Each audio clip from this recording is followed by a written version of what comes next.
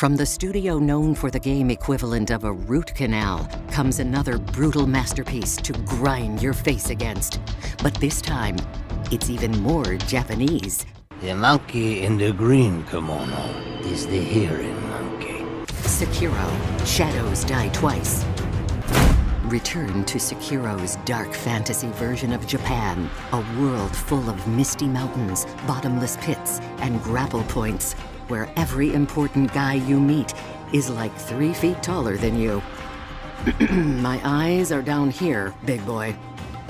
Experience a completely new flavor of constantly dying, with just enough of the trademark soul stuff to make you comfortable. Except now, being a turtled-up coward doesn't work anymore. And you have to master timing-based sword fights that feel like a mix of Bushido Blade and Punch-Out, forcing you to either learn the game's mechanics or go write editorials about why they should add an easy mode. Nothing humbles a man like getting demolished by a giant rooster. Get to know Sekiro, a dishonored shinobi and 6 million yen man who must rescue his child master, with the ability to get infinitely murdered and give everyone around him the plague as punishment for you sucking, when opposing forces try to take his ward's magical child power for their own. A story will unfold that is actually sort of coherent for a FromSoft game, even though most of it is still hidden in vague character interactions and item text. And the good endings are locked behind a bunch of bullshit you definitely won't find without a wiki. Look, if these games weren't hard and obscure, how else would we gatekeep them on the internet? Sneak into the stealth action of Shadows Die Twice that will have you grappling from roof to roof, silently taking out enemies like you're in a Tenchu game, and doing everything in your power to give yourself a chance against the next jerk-off with 2 health bars, or whatever nonsense they throw between you and the next bonfire, idol, whatever. It's a lot more fun than rolling around in a loincloth.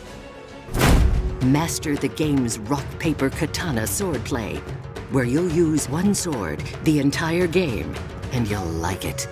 As the action RPG combat is set aside for fights that play more like puzzles, where well-timed parries, dodges, and strikes open your opponent up for instant death blows.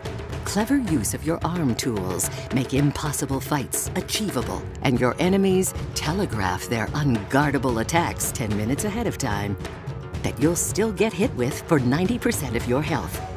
But you'll keep coming back for that rush of endorphins you've trained your brain to dump when you hit those perfect parries, because beating a boss in this game feels so much better than having any real accomplishments. So put your best arm forward and get ready to rue the day you ever bought this hateful masterpiece, as you live some of the highest highs and lowest lows in modern gaming, and experience a carrot and stick style of design that takes it to the extreme. But the stick is covered in fire ants, and the carrot is also covered in fire ants. You from software, never change. Starring Inspectoro Gadget, Haku, Emma Mess You Up, Blacksmith Andre, but with wood, Kid Thunder, trying really hard to not just name Naruto characters. Lu Bu, screw you. Meet the DK crew. DK, Donkey Kong. The last member of the Oh God, where did his head go? Bishamon. Master Splinter Your Skull. Hayachi. Shenron. And Yamato Man. Neo Geo, I'm dying a lot. The thing I missed about the Souls games the most, everyone laughing like a maniac at the end of their monologues. Tell us what you'd like to hear in our honest voices in the comments below.